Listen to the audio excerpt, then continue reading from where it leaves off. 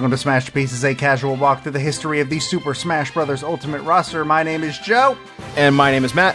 And if you're new here, what we are doing on this show is we are playing one game for every character in Super Smash Bros. Ultimate from 1984's Duck Hunt to 2019's Fire Emblem Three Houses. And today's episode is discussing part 1 of our game representing fighter number 25, Roy. It is the 2003 GBA game, Fire Emblem The Blazing Blade. And of course, as this game always, I don't know how to word Alex. I'm here too. Hi. How's it going, y'all? What are you trying to word? I can help you out. Every episode is someone's first, Joe. Hi, it's Alex. This is Alex Freitas of NWR, who is, of course, joining us for this game. And what a game it is!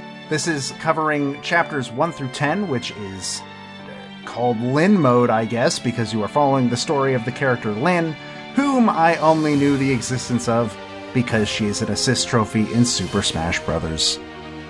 She is one of the more popular characters in the franchise, for unknown reasons, really. Who could guess? I couldn't tell you at all. It definitely isn't the fact that she's cute as hell. She's one of the distinguished few that end up in Fire Emblem Warriors, the first one. The game that's basically 99% Awakening and Fates characters. So, you have to be very popular and end up as a character in that game without being an Awakening or Fates. She happens to be the first character that American audiences, and European audiences, I guess, met in this franchise. As long as you don't count, the Fire Emblem OVA that got localized in the 90s by the studio that localized Evangelion. Nobody watched that. I did. This is also the first Fire Emblem character to make eye contact with you. Long, direct eye contact with you. Because there's an avatar very character. Threatening. The template name is Mark. Which I didn't know, by the way. I've played the first, 5 chapters of this game before, and I completely forgot about that. I mean, their existence doesn't really have that much weight on the story. How does it feel knowing that Robin was the third avatar character in this franchise? Wait, who was the second? Don't worry, we'll get there, because that game's on our list. Oh, God. But yeah, the Avatar character, they're around. I think it's mostly like a way to kind of represent what the player is doing. Like, I think if this is your first tactics game, you don't know exactly who you are, so they created a tactician character to kind of personify that role. Yeah, it's a lot of Lyn's story is very much the tutorial for the first Fire Emblem game to be released in the West. That is largely what we are looking at here. And I suppose it is... I can very easily see that was a necessary thing to do. But it also really hamstrings these first few hours, especially nowadays, because, for years and years, this was most people's first Fire Emblem, so I guess it made sense. And now this is no one's first Fire Emblem. So I have trouble imagining nowadays someone going back to this and being anything but bored through this entire first section. Especially on easy, yeah. It also has the sort of feeling of, because I might not have played, an old Fire Emblem game, but I've played Fire Emblem before. Everybody here has played Fire Emblem before, some more than others, i.e. you two more than me in many thousands of ways. But it has the same feeling of oh cool, the Pokemon game is going to teach me how to catch a Pokemon. The thing that I've been doing for 20 years of my life. Yeah, it's like booting up Halo again, and it's it teaches you how to move your analog stick to look around. It's okay, thanks. And for what it's worth, if you have a copy of Binding Blade, they do let you skip the tutorial on the first go-round, but, even in the world where we live in a country where Binding Blade was released, you need to own 2 Game Boy Advances to do that. What? Wait. Then what's the point? What? Because you need to do a link cable. Yeah, the GBA doesn't have, like, internal memory to figure that out. Then why the fuck was it that common for people in Japan to own 2 GBAs? I don't know, Pokemon. Like, you just borrow your friends. I mean, I guess? That's dumb. I don't know, man. Do you remember how you unlock the easy mode in Pokemon Black and White?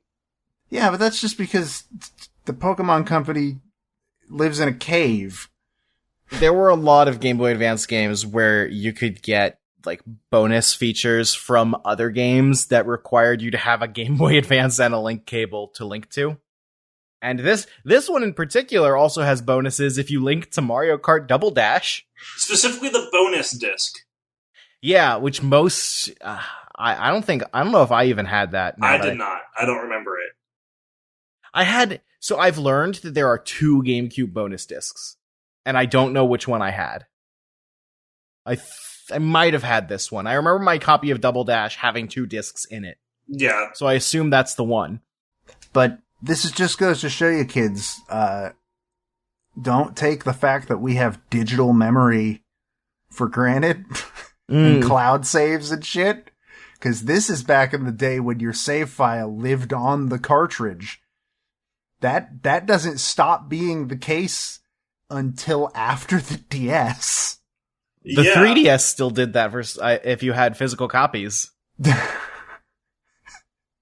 Wait, does it? I thought that was still save files on the... I did not know that. I figured it was still save files on the 3DS itself. I mean, if it's downloaded a game, then right. Only for digital games. Weird. Because the Switch doesn't do that, obviously, but Yeah, it's fucking wild. Yeah, Joe, I wanna try to talk to you about, like, what's it like playing your first classic Fire Emblem? But, like, because of the tutorial, I can't really say that you did.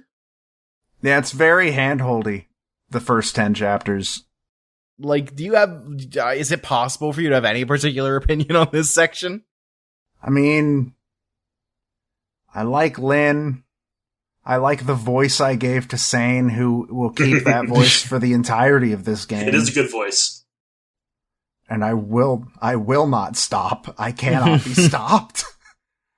I don't know. Even the plot of the Lynn section isn't super interesting. Yeah, it's real basic. Like, it's incredibly generic. You were secretly the heir. The closest it gets to having, like, a genuinely interesting moment is, like, when the one Marquess is being really racist. Yeah, that was a good scene. And then Wrath tells him off. But that's in every Fire Emblem game. And his fucking defense to Wrath is, but I wasn't talking about you. You're one of the good ones. Priceless. Which is a real thing many people say. Yeah.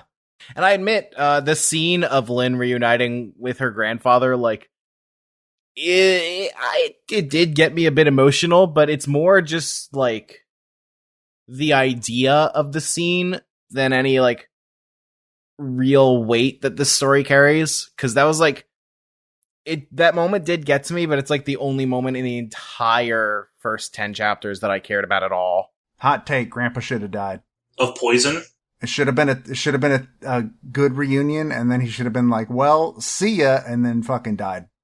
He tried.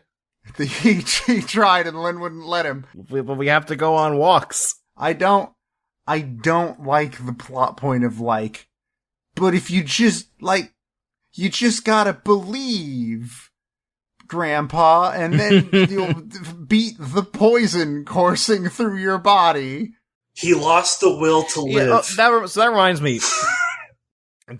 There's that moment where Matthew says that he's, like, been gathering rumors from, like, the local commoners, and he, like, gets big info from an innkeeper about how the Marquess's brother has been poisoning him. And I'm just sitting here like, why do commoners know that? Yeah, why does the innkeeper know that, but the fucking, like, the implication is that the Marquess doesn't?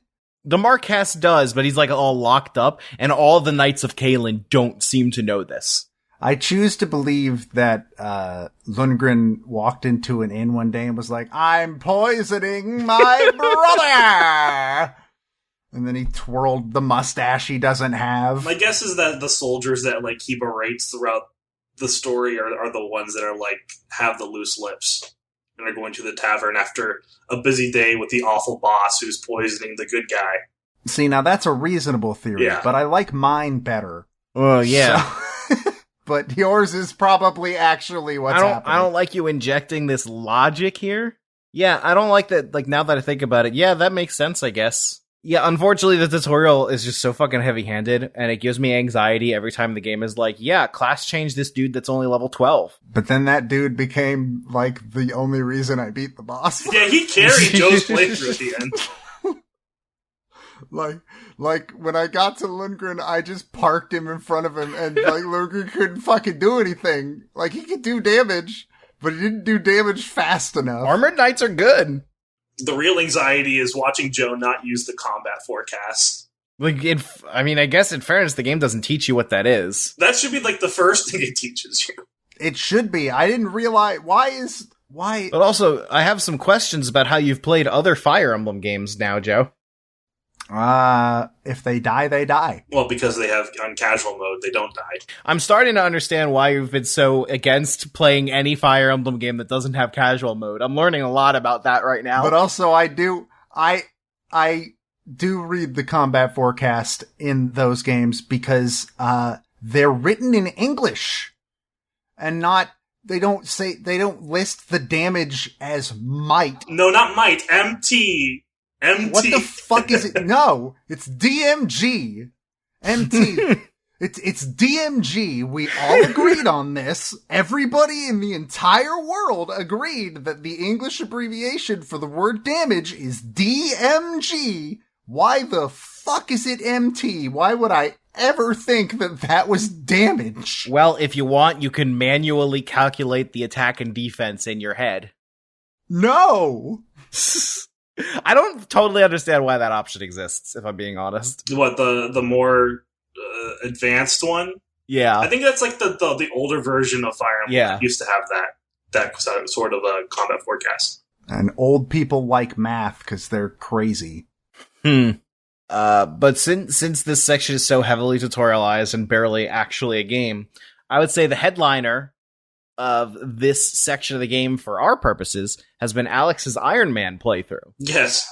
Yeah, how's that going? I haven't been able to watch any of your streams because you play before I do, and spoilers. Oh, yeah, that's fair.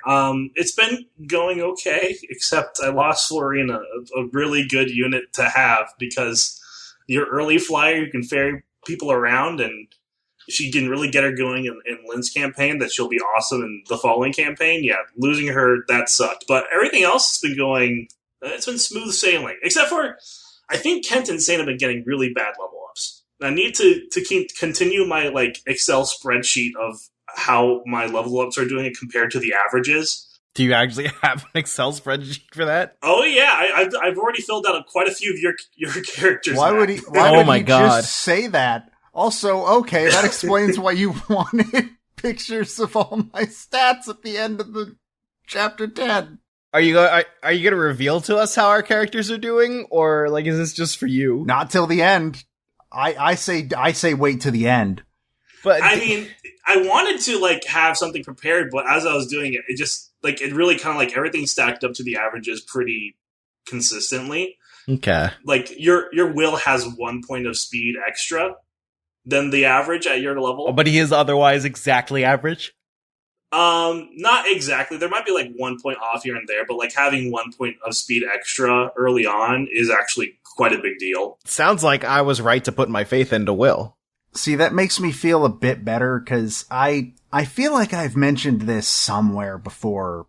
Not on this show, I think, because this is the first Fire Emblem game we've talked about, obviously, but I don't really like the random level ups in any of them. Oh, I love them so much. Even in Awakening and Fates and Three Houses, I don't. So I think that it very much depends on what kind of game you want Fire Emblem to be. And I would say modern Fire Emblem, with how much control you have outside of chapters, the random level ups don't make as much sense. I would say that they make more sense in a game where you do discrete runs.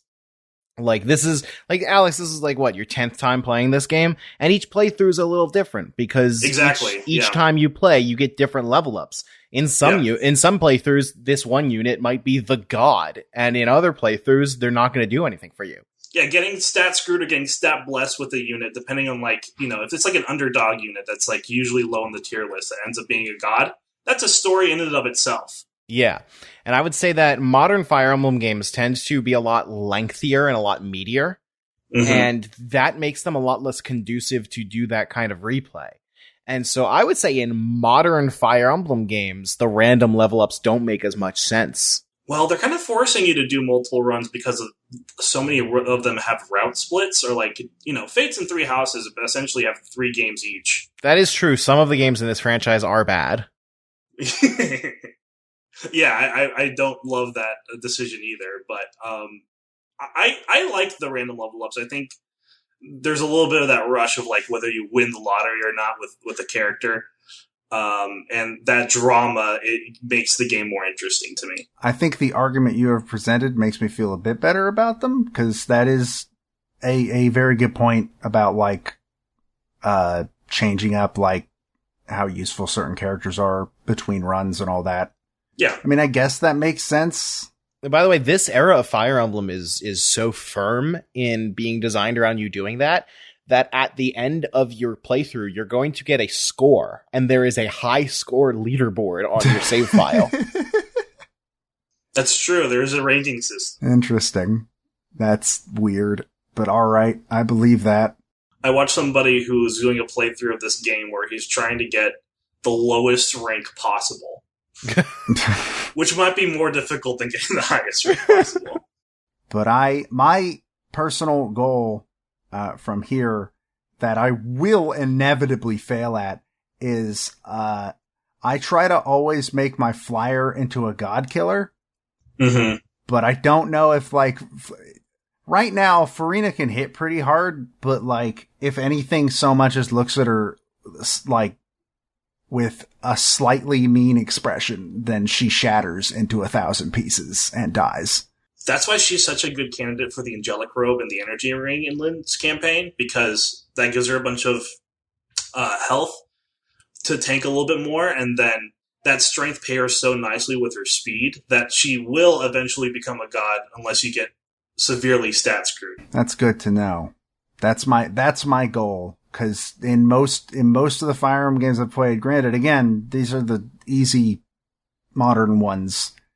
Like I always have in Three Houses, I had to stop putting Petra in fights because everything would go for her and she would murder I made her a Wyvern Rider.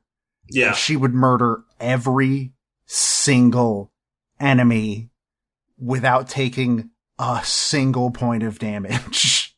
And she's like a really great innate speed, so her dodge tanking was probably off the charts. Like it got to a point where she was too powerful and I probably could have soloed maps with her and nobody else was getting experience. And I want Florina to be that for me, but I don't know if that's gonna happen.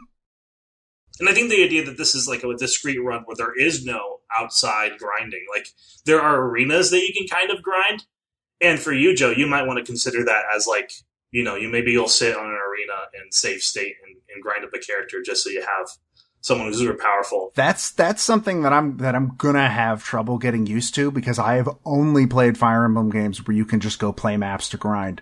And also I've only played Fire Emblem games where I have a world map and that's where I go buy my fucking weapons, not I hope the next map has an armory, which is interesting. I do wish armories showed up a little more often, but it is like it's going to take some getting used to that I have to like pay attention to. Is this building going to sell me the weapons I need before everything breaks?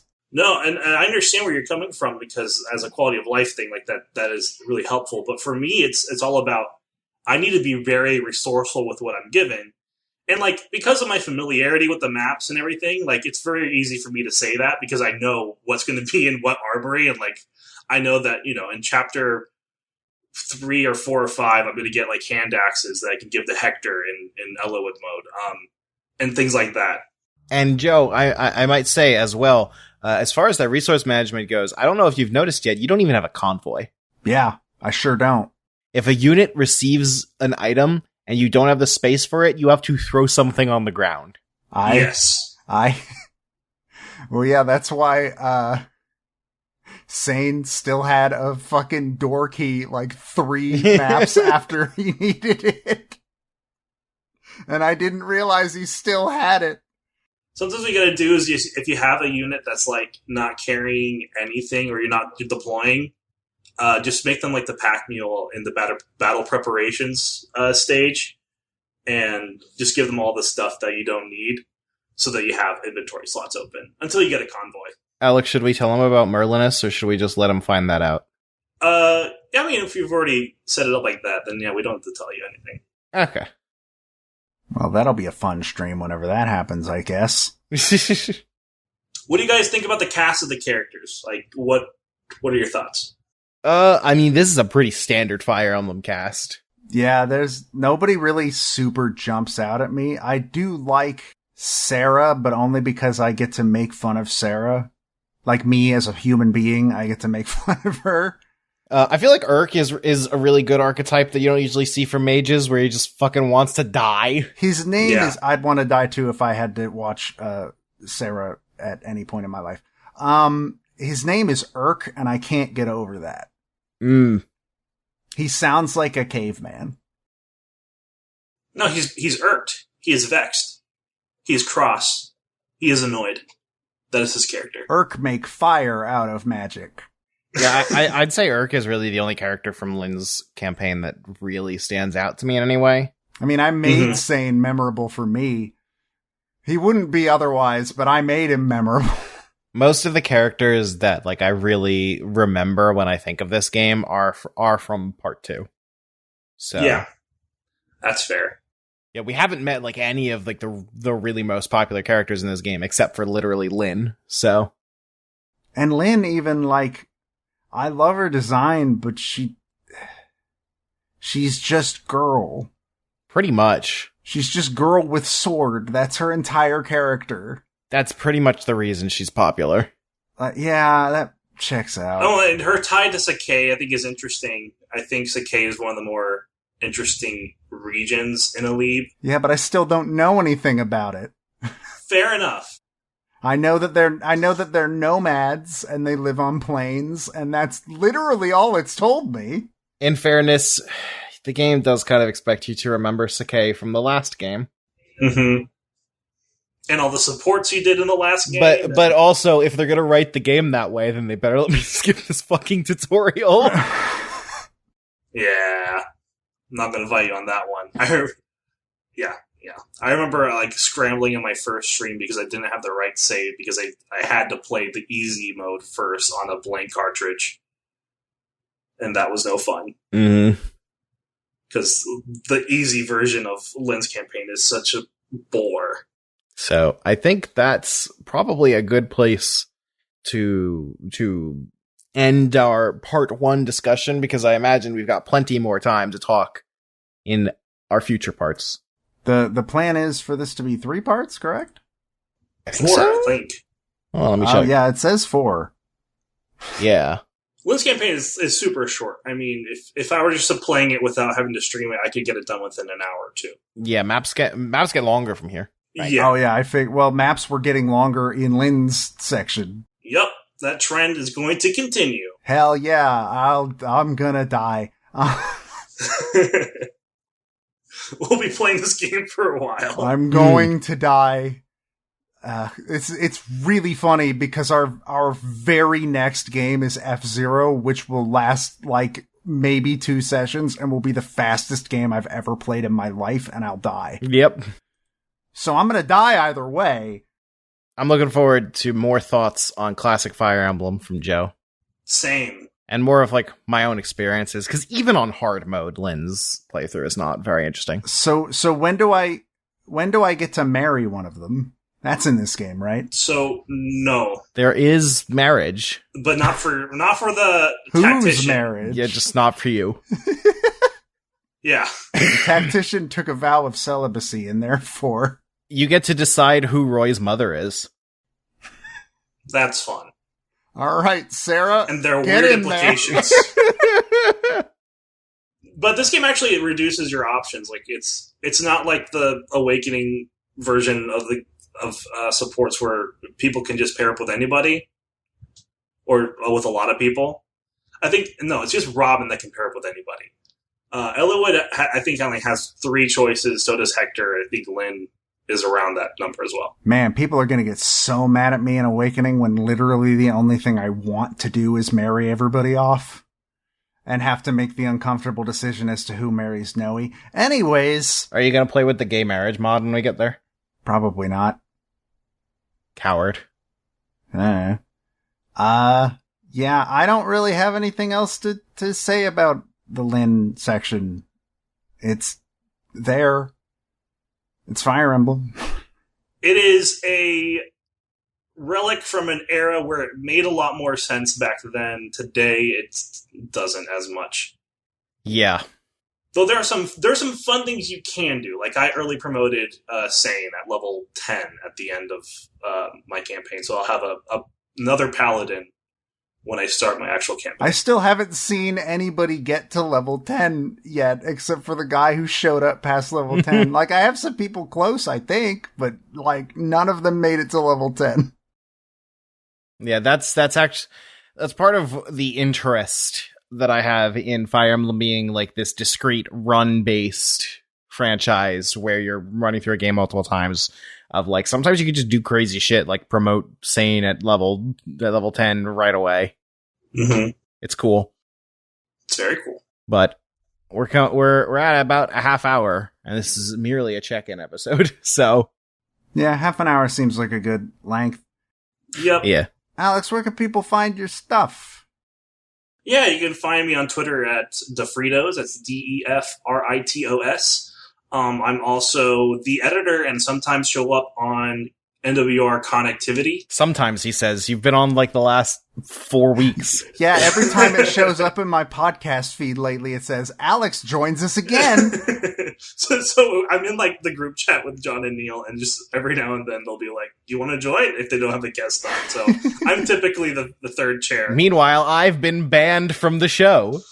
Yeah, I don't know about why you haven't been brought back yet. I'll campaign again. Fuck yeah, is this my chance to go on a third time? Matt, have you been on since Joe was on?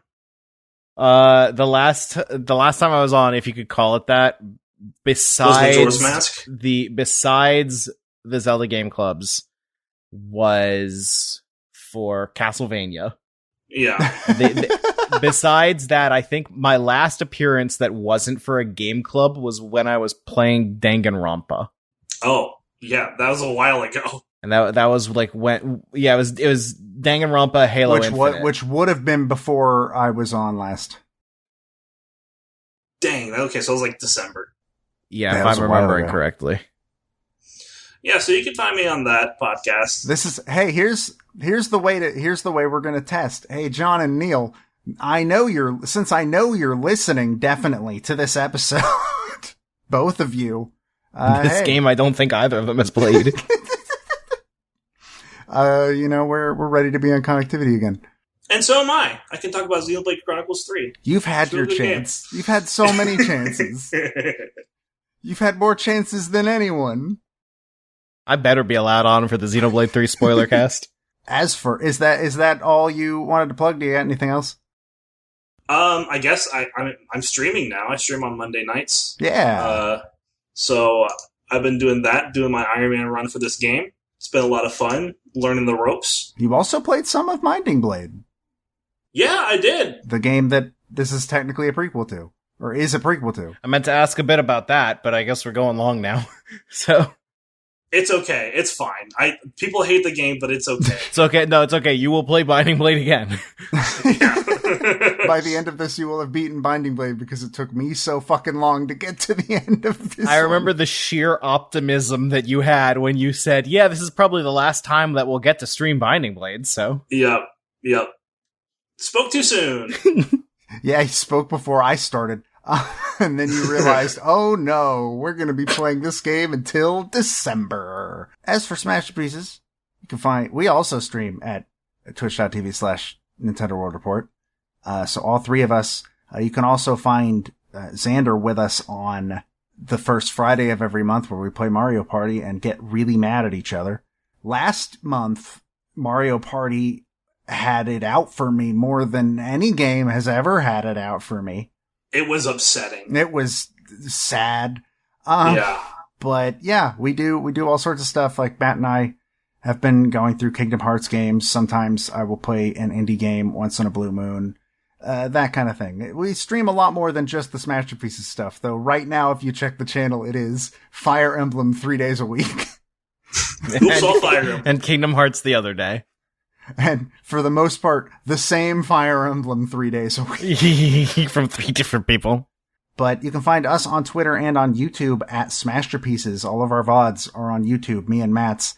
And I believe, yeah, we put Alex's VODs, if you want to watch his, go up on NWR Plays, which is where the stream VODs for the NWR channel in general all end up. So you can also watch Mario Party and Kingdom Hearts there. Other than that, I mean, you can find me on Twitter at StringPixel. You can find Matt at Grimace2Menace. You can find our editor, Peter, over at Pete Speak Easy. I also do another show with Peter. It's called Original Sound Chat. We talk about video game music. The last episode we recorded at time of recording, I think might be my favorite episode in a while, because it's a bonkers combination of games, and it's also just a really good episode in general. And I don't think there's anything else. Well, with that, my name is Joe. My name is Matt. My name's Alex. And God is dead. Help me now.